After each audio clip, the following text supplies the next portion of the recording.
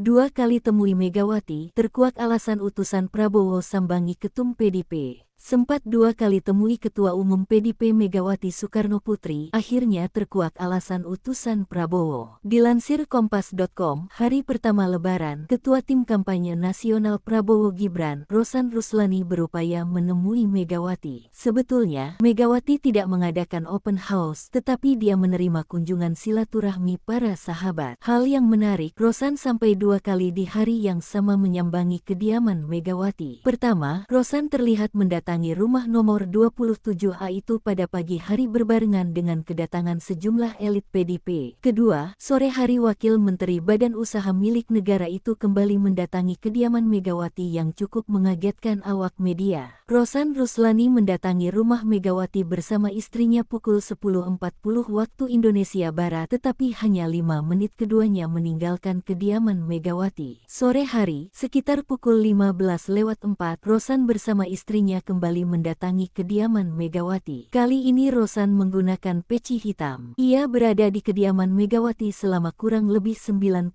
menit. Sekretaris Jenderal PDIP Hasto Kristianto menguak hasil pertemuan itu. Menurut Hasto, Megawati menitipkan pesan kepada Rosan dan TKN Prabowo Gibran yang menjadi rival di Pilpres 2024. Pesan yang dititipkan Megawati sederhana, yaitu tentang semangat perjuangan.